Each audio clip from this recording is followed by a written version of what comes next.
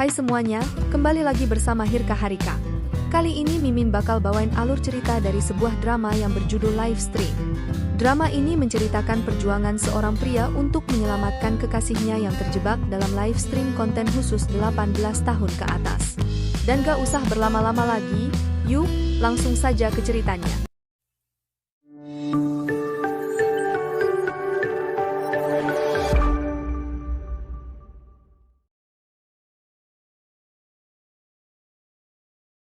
Cerita dimulai di mana terdapat seseorang yang biasa disebut sebagai gentleman. Gentleman memiliki banyak video dan sering menyiarkan live stream sebuah video yang khusus ditonton oleh 18 tahun ke atas yang disebut dengan kamera tersembunyi. Sedangkan di sisi lain, diperlihatkan seorang pria bernama Dongju. Dongju sering berkumpul dengan 3 temannya, mereka pun sering membuat konten prank, bahkan mereka sering membuat konten dengan memukul diri sendiri. Dan konten tersebut justru sangat diminati oleh banyak orang. Di sini teman-temannya terkadang juga menonton video live stream kamera tersembunyi. Dongju pun sering sebal dengan teman-temannya yang suka nonton hal tersebut, bahkan teman-temannya menonton live stream kamera tersembunyi menggunakan komputer milik Dongju. Di sini Dongju memiliki seorang kekasih bernama Sojin. Mereka pun saling cinta dan akan melangsungkan pernikahan tidak lama lagi. Namun pada saat itu tiba-tiba Dongju tidak bisa menghubungi kekasihnya. Di sini Dongju berencana untuk merayakan ulang tahun Sojin, namun teman-temannya mengatakan jika Dongju jangan menghabiskan uang hanya untuk kekasihnya. Temannya juga mengatakan jika Sojin telah menghapus semua fotonya bersama dengan Dongju di sosial medianya. Mendengar hal itu Dongju langsung membuka sosial medianya. Ia pun tambah kaget karena sosial medianya diblokir oleh Sojin kekasihnya sendiri. Teman-temannya mengira jika Sojin memutus hubungan dengan Dongju karena Sojin sempat mempergoki Dongju dan teman-temannya tengah nonton live stream kamera tersembunyi. Dongju pun galau dan terus mencoba menghubungi Sojin hingga akhirnya diangkat. Sojin mengatakan jika ia tidak mau dihubungi Dongju karena ia melihat langsung kekasihnya nonton video 18 tahun ke atas. Dongju berusaha menjelaskan semuanya kepada Sojin, namun sayang, Sojin tidak mau tahu dengan penjelasan Dongju. Dongju pun semakin galau, kemudian Dongju mendapat telepon dari ibunya. Saat Dongju ngobrol dengan ibunya, tanpa ia sadari komputernya kena hack dan tengah diretas. Setelah selesai telepon dengan ibunya, Dongju mendapat pesan dari temannya yang melihat Sojin tengah pergi bersama laki-laki lain. Melihat hal itu Dongju semakin galau dan bingung harus berbuat apa. Saat itu, komputernya tiba-tiba menyala dan menampilkan sebuah live stream yang disiarkan oleh gentleman, di mana ia akan menyiarkan live stream kamera tersembunyi. Awalnya Dongju enggan menonton dan hendak mematikan live tersebut. Namun saat itu ia masih kepikiran Sojin dan berusaha menghubungi Sojin. Saat itu ia mendengar nada dering telepon milik Sojin berada di live stream dan melihat jika Sojin berada di live tersebut. Di sini Sojin mematikan panggilan Dongju dan tidak mengangkat teleponnya. Dongju semakin marah saat melihat komentar para netizen yang mengatakan jika Sojin seksi dan lain sebagainya. Dongju pun semakin panik karena panggilannya diabaikan oleh Sojin. Kemudian Sojin pun meminta izin untuk pergi ke toilet. Saat pergi ke toilet, gentleman mengatakan jika ia ingin membuat Sojin tak sadarkan diri. Sedangkan di toilet, Sojin mengangkat telepon Dongju. Dongju mengatakan kepada Sojin untuk pergi dari tempat itu dan akan menjemputnya. Dongju juga melarang Sojin untuk mengonsumsi apapun yang diberikan pria tersebut. Namun, karena Sojin masih marah dengan Dongju, Sojin pun tidak menanggapi perkataan Dongju dan mematikan panggilannya. Sojin pun kembali ke ruangan gentleman. Di sini ia pun ditawari untuk minum bersama. Namun Sojin teringat akan perkataan Dongju yang melarang Sojin mengkonsumsi apapun yang diberikan pria itu dan tidak jadi meminumnya. Kemudian Sojin pun menceritakan keadaannya, di mana saat ini ia tengah memiliki seorang kekasih yang sangat baik. Namun saat ini hubungannya tengah tidak baik-baik saja. Gentleman pun menenangkan Sojin dan berusaha mengerti keadaan Sojin, serta menawari Sojin untuk minum bersama. Di sini Sojin menerima tawaran tersebut dan meminumnya. Dongju yang melihat hal itu pun semakin panik, ia langsung menghubungi polisi untuk menyelamatkan kekasihnya. Polisi pun mengatakan jika ia akan membantunya, namun hal itu membutuhkan waktu yang tidak cepat. Dongju semakin panik saat melihat Sojin tidak sadarkan diri, bahkan komentar netizen yang sangat liar pun menjadikan ia semakin stres. Gentleman dalam live streamnya mengatakan jika live ini dilindungi beberapa lapis oleh seorang hacker, bahkan live ini hanya bisa ditonton oleh seseorang yang berani membayar tinggi dan Gentleman akan memilih orang-orang tersebut. Alhasil, Dongju pun mengeluarkan uang lumayan banyak demi bisa memantau kekasihnya. Di sini gentleman pun menanyakan kepada para penontonnya apa yang harus ia lakukan kepada artisnya ini. Kemudian ada sebuah komentar dengan memberikan uang yang meminta gentleman untuk mengecek ponsel Sujin yang dari tadi berbunyi. Gentleman pun langsung mengambil ponsel milik Sujin, Dongju pun langsung menghubungi Sujin. Gentleman pun kaget karena ponsel yang baru ia nyalakan langsung mendapat panggilan. Gentleman pun langsung mengangkat panggilan itu dan Dongju mengumpat gentleman. Gentleman yang bingung mendapat umpatan pun langsung mematikan panggilan itu. Di sini banyak sekali komentar netizen yang meminta gentleman mengangkat panggilan itu dan mempermainkan si penelpon. Di sini, gentleman pun mengangkat kembali telepon itu dan mengatakan jika ia menemukan ponsel tersebut di jalan. Dongju pun mengatakan jika ia adalah kekasih pemilik ponsel dan meminta alamatnya serta mengatakan jika ia akan mengambil ponsel kekasihnya.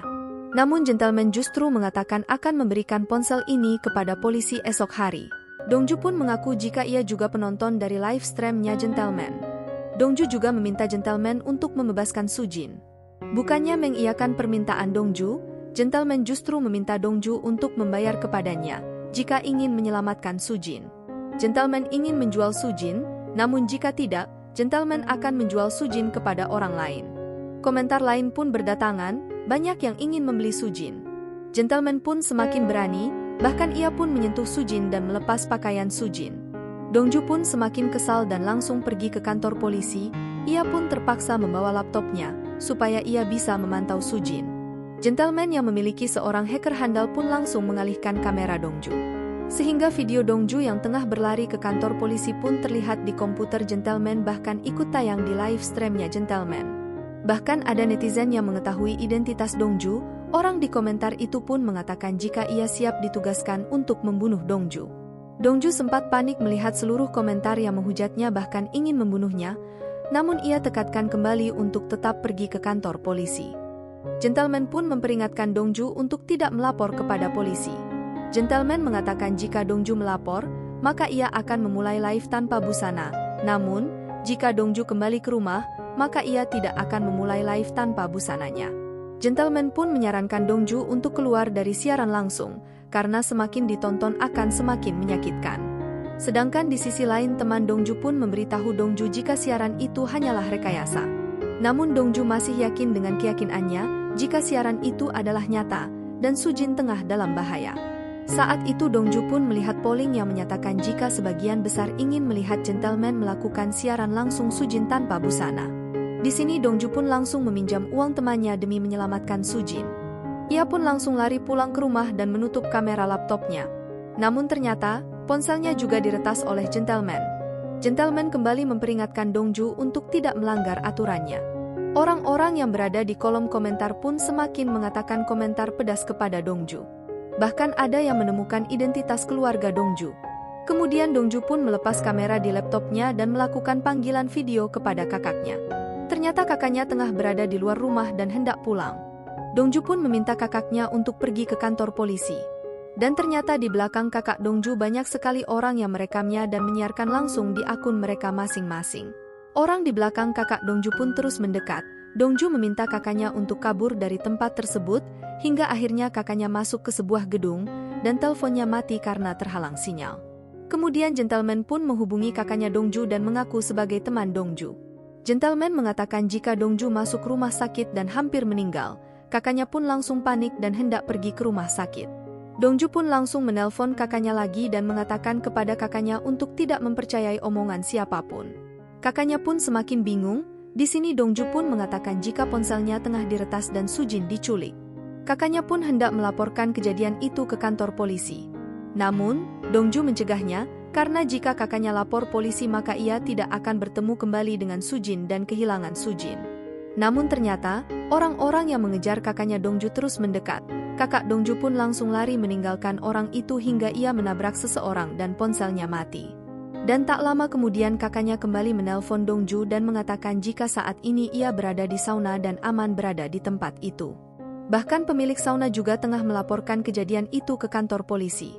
Namun tiba-tiba Dongju mendengar ketukan dari luar rumahnya. Saat membuka pintu, ia melihat seorang kurir mengantar pesanan Dongju. Dongju pun terheran-heran karena ia tidak memesan apapun. Dongju pun hendak melihat siapa pemesan itu melalui ponsel kurir, namun kurir itu menolaknya. Kemudian ia mendengar laptopnya, ternyata rekaman ia meminjam uang kepada temannya itu terdeteksi oleh gentleman. Gentleman pun yakin jika orang itu sangat dekat dengan Dongju, sehingga mau meminjamkan uang sebanyak itu. Otomatis saja, para netizen langsung memenuhi kolom komentar live stream tersebut dan menduga-duga siapa orang yang meminjami uang sebanyak itu kepada Dongju. Sementara di kantor polisi, seorang polisi menemukan sobekan kertas milik Dongju yang menuliskan jika ia ingin menyelamatkan Sujin dan terdapat nomor telepon Dongju, namun saat dihubungi, nomor tersebut tidak aktif. Di sini gentleman pun langsung mengatakan jika ia akan memberikan Sujin kepada orang yang memberinya uang paling banyak. Dikarenakan Dongju ingin menyelamatkan Sujin, maka ia pun memberikan uang kepada gentleman, mulai dari uang tabungannya sampai uang pinjamanannya. Dengan itu, maka Dongju pun bertahan di angka paling tinggi. Namun ia dikalahkan oleh seseorang yang berani memberikan gentleman uang yang lebih banyak dari Dongju. Melihat hal itu Dongju pun semakin kesal. Bahkan ia pun sampai meminta pemenang tersebut untuk memberikan Sujin kepada dirinya, namun sayang, pemenang tersebut menolak dan mengatakan jika ia ingin menikmati video Sujin sendiri. Dongju pun emosi dan mengatakan ingin membunuh semua orang yang terlibat, bukannya takut, gentleman justru tertawa dan meremehkan Dongju, karena gentleman tahu bahwa Dongju belum pernah membunuh. Di sini gentleman pun memberikan kesepakatan kepada Dongju untuk memberinya uang sebanyak 5 juta won. Gentleman memberikan waktu kepada Dongju. Jika sampai batas waktu yang ditentukan, Dongju belum juga membayarnya, maka gentleman akan memberikan video itu kepada pemenang. Ia pun panik dan langsung berusaha mencari pinjaman online dengan pengajuan cepat. Dan tiba-tiba, pintu rumahnya diketuk oleh seseorang. Saat Dongju membuka pintu, ternyata yang datang adalah temannya yang bernama Junha datang ke rumahnya. Dongju pun meminta Junha untuk pergi ke kantor polisi. Dongju pun memberikan sebuah rekaman siaran langsung yang sudah Dongju rekam. Namun, gentleman justru memberikan sebuah gambar janin yang ia ambil dari ponsel Sujin. Di sini, para netizen pun langsung memberikan komentar jika Dongju sebenarnya ingin menyelamatkan janinnya bukan untuk menyelamatkan Sujin. Dan pada saat itu juga, pinjaman online-nya diterima, Dongju pun langsung membayar kepada gentleman. Setelah itu, gentleman pun langsung mengirim video Sujin kepada Dongju. Di sini, Dongju pun langsung menghapus video tersebut. Junha yang melihat tindakan Dongju pun heran dan mengatakan jika Dongju tidak bisa hidup tanpa Sujin. Junha meminta Dongju untuk memikirkan dirinya sendiri. Dikarenakan saat ini ia tidak memiliki pekerjaan, namun uang yang ia miliki telah habis untuk membeli sebuah video saja. Bahkan ia pun tidak mendapatkan apa-apa. Pada saat itu Dongju pun meminjam ponsel milik Junha untuk melakukan siaran langsung dan meminta bantuan kepada netizen untuk melaporkan ke polisi terkait kasus kekasihnya. Namun tiba-tiba ada seorang laki-laki yang mendatangi rumah Dongju yang mengaku ingin mengambil uang. Saat pintu dibuka tiba-tiba masuklah seorang perempuan yang mengatakan jika ia harus melayani 2 orang, dan ternyata wanita itu adalah wanita panggilan.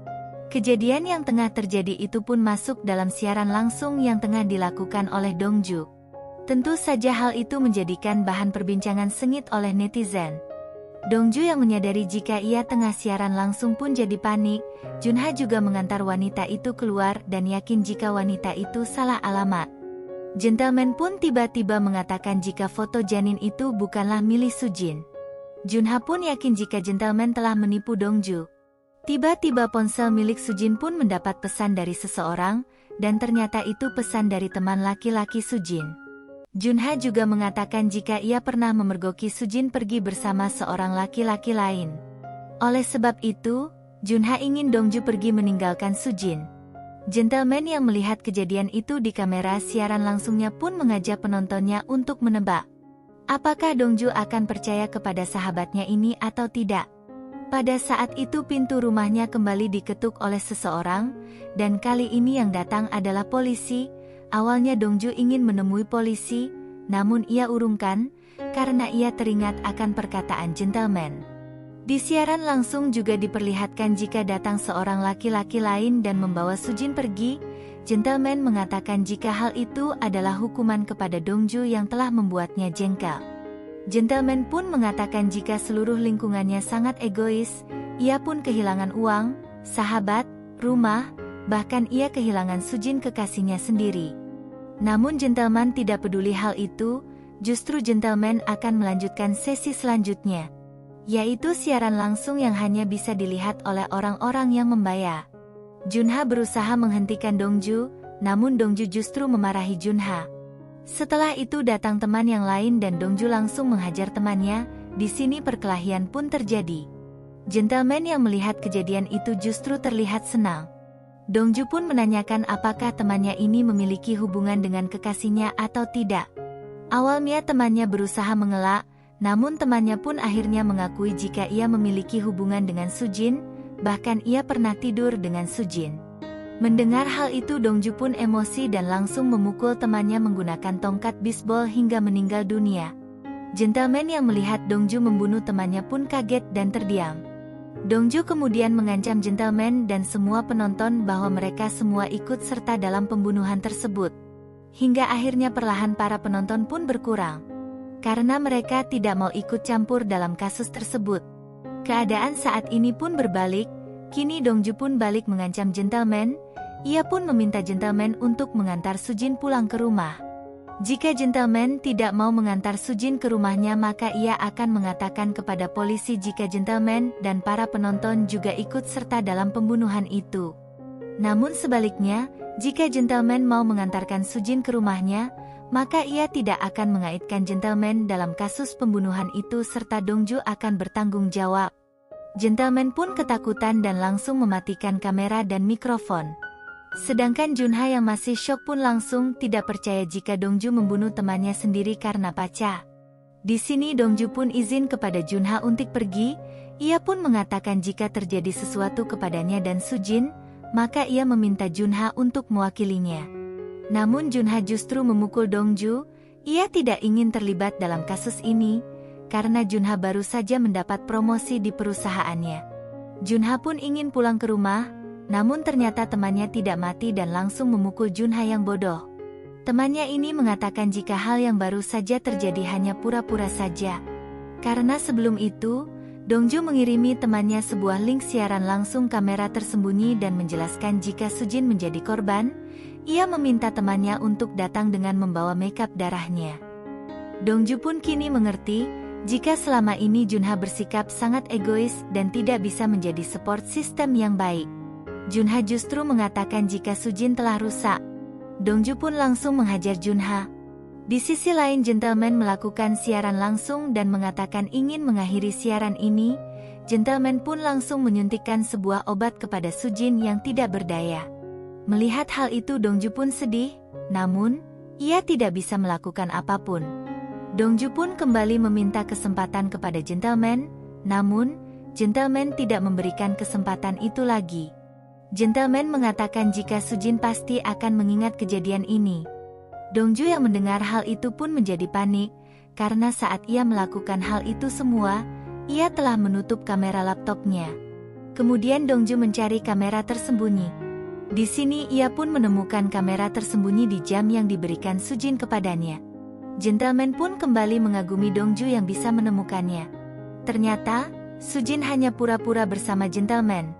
Karena saat ini banyak sekali para kriminal yang suka menonton video ilegal. Sujin tidak menerima seseorang mengirimkan uang untuk mendapatkan video orang lain yang sengaja melakukan kejahatan secara langsung dan menikmatinya.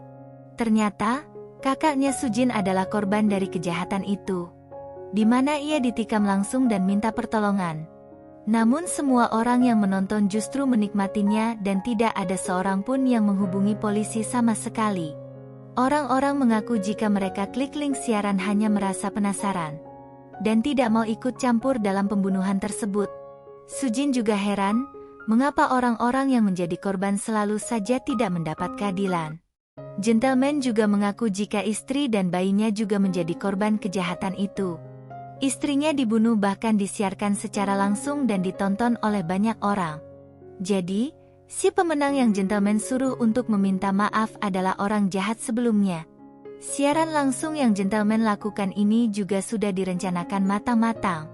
Gentleman, Sujin, dan para korban lainnya melakukan rencana ini. Mereka berencana untuk mencari orang-orang yang gemar mengkonsumsi video para korban. Mereka ingin balas dendam kepada para penonton, agar mereka merasa menjadi seperti korban. Mereka membuat sebuah sistem online-nya sendiri, dan memberikan jam cuma-cuma kepada para pelaku.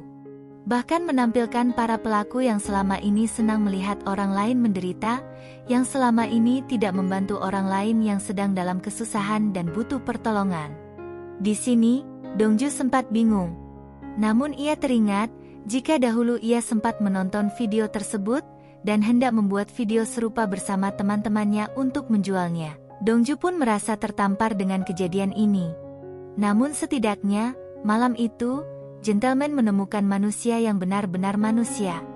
Dongju yang meminta bantuan, bahkan ia memohon untuk Sujin dibebaskan. Selain itu, orang-orang di balik layar pun berhasil menemukan identitas semua penonton. Gentleman pun tidak ingin identitas keluarga Dongju bocor, gentleman juga ingin menutup wajah Dongju sebagai hadiah karena Dongju sudah menjadi manusia baik. Semua uang Dongju juga akan dikembalikan seluruhnya. Dan untuk identitas penonton lain akan disebarkan secara terang-terangan. Di hari berikutnya, sebuah berita pun mengguncangkan negara, di mana para pelaku penikmat video para korban dan pembuli internet itu pun langsung tersebar di sosial media. Bahkan data pribadinya terekspos secara terang-terangan. Setelah itu, gentleman kembali melakukan siaran langsung. Karena sampai saat ini masih banyak para pelaku yang menikmati video tidak wajar tersebut. Dan film pun berakhir. Itulah seluruh alur cerita drama live stream. Terima kasih sudah menonton. Dan jangan lupa untuk like, share, and subscribe channel ini, supaya tidak ketinggalan video lain dari channel ini. Sekian, dan see you guys.